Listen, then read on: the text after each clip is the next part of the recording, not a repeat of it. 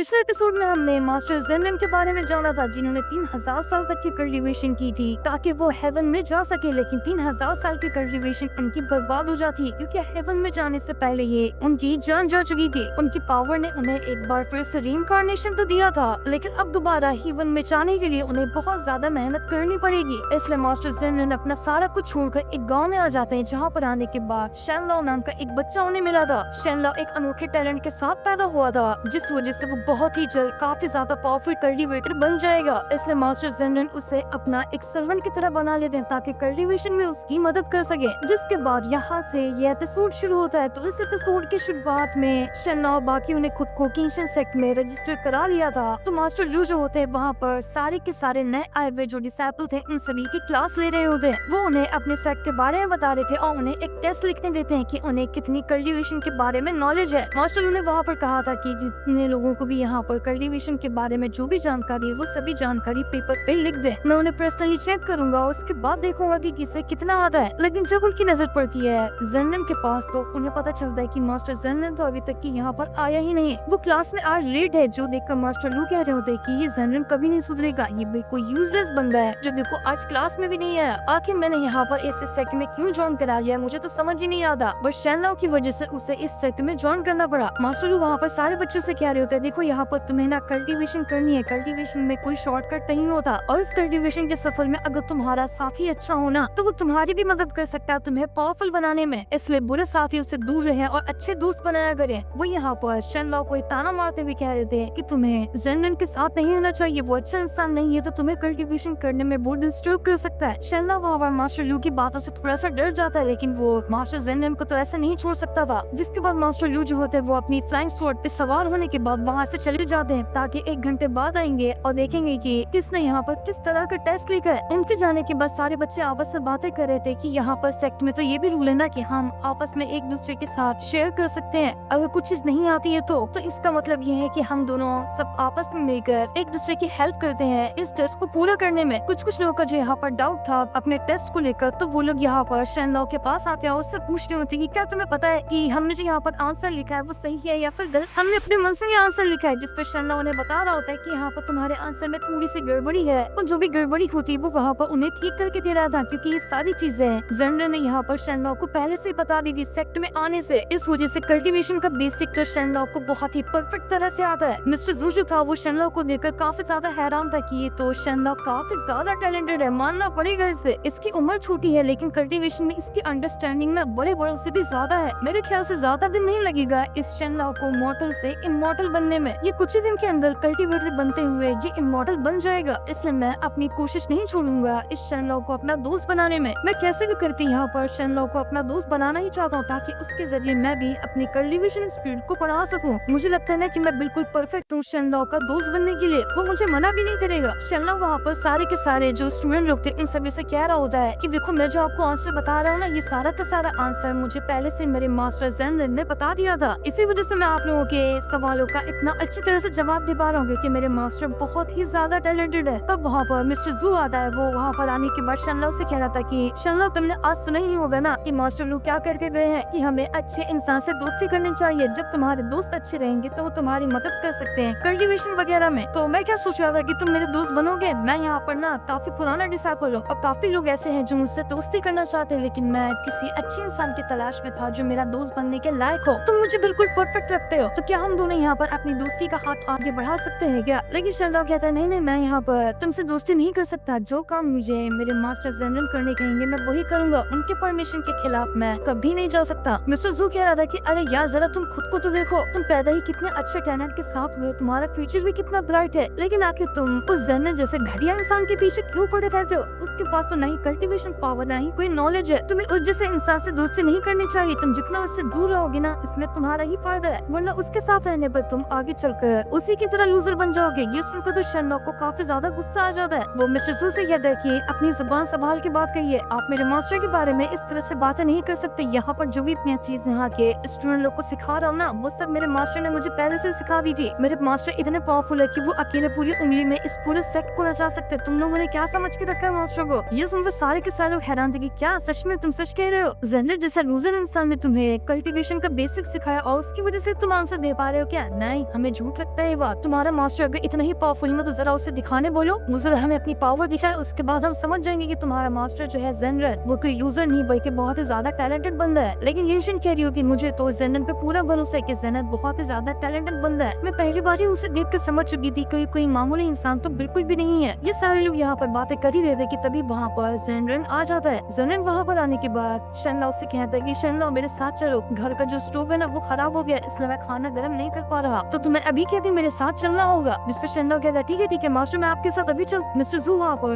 जेनरन से कहता है कि अबे यार तू क्या समझता है खुद को, जरा अपनी कल्टीवेशन पावर देख और इस बच्चे को देख, ये पैदा टैलेंट के साथ हुआ है और उसका फ्यूचर ब्राइट है। आखिर तेरी हिम्मत कैसे हुई इतने पावरफुल और अच्छे फ्यूचर वाले बंदे को अपना नौकर बनाने की? तो खुद को समझता क्या है? शनला मिस्टर जू से कहता है कि देख यहाँ पर मेरे मास्टर के सामने ना उनकी बुराई मत कर, वरना मुझसे बुरा कोई भी नहीं होगा, मैं तुझे नहीं छोड़ूंगा अगर तूने मास्टर के बारे में एक भी और वर्ड कहा तो। मिस्टर जू कह रहा था कि चलो शनला तुम यहाँ पर कह रहे थे ना कि तुम्हें ये तुम्हारे मास्टर जेनरन ने कल्टीवेशन का बेसिक सिखाया है, तो देखो यहाँ पर और भी कई सारे स्टूडेंट लोग हैं, अगर तुम्हारे मास्टर को इतना ही कल्टीवेशन के बारे में नॉलेज है ना तो यहाँ पर खड़े जितने भी स्टूडेंट है हर एक का डाउट वो क्लियर करके दिखा दे। अगर वो क्लियर करके दिखा देता है ना तो मैं मान जाऊंगा कि तेरा मास्टर बहुत ज्यादा टैलेंटेड बंदा है। शनला मास्टर जेनरन से कह रहा कि मास्टर आप करके दिखाएंगे ना, ये लोग आपकी जितनी ज्यादा बुराई कर रहे थे ये सुनकर मुझे बिल्कुल भी अच्छा नहीं लगा, इसलिए आपको यहाँ पर इन सभी को दिखाना होगा कि आप क्या कर सकते हैं। ये सुनकर जनरल वहाँ पर शनला से कहता है ठीक है जब तुम इतना ही कह रहे हो ना तो मैं यहाँ पर सारे लोगों के डाउट क्लियर कर देता हूँ और जो भी ये लोग पूछेंगे मैं उनके बारे में उन्हें बता दूंगा। जनरल वहाँ पर सारे खड़े स्टूडेंट लोग से कह रहा था ठीक है आप लोग यहाँ पर अपना अपना डाउट लेकर आ सकते हैं, मैं सारे के डाउट को क्लियर करने की कोशिश करता हूँ। ये सुनकर सबसे पहले यूशन जो होती वो ही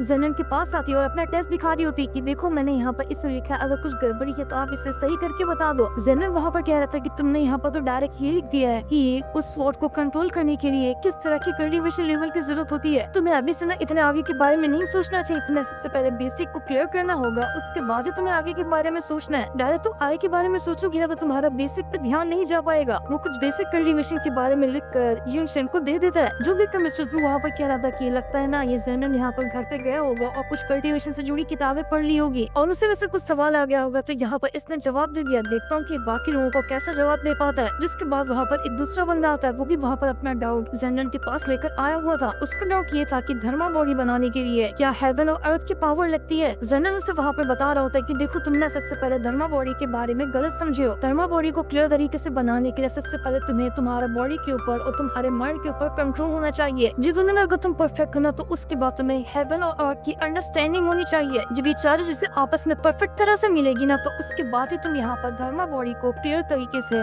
बना पाओगे, उसके बगैर इस चीज का इस्तेमाल करना बिल्कुल बेवकूफी होगी। धर्मा बॉडी के बारे में जनरल को जितनी भी जानकारी थी वो आई होप दोस्तों मेरा अगला लेसन आप सब लोग को जरूर से पसंद आया होगा, तो दोस्तों कमेंट करके जरूर बताना कि ये एपिसोड आप सब लोग को कैसा लगा। और हाँ दोस्तों मिलते हैं अगले एपिसोड के साथ, तब तक ले बाय बाय, टेक केयर।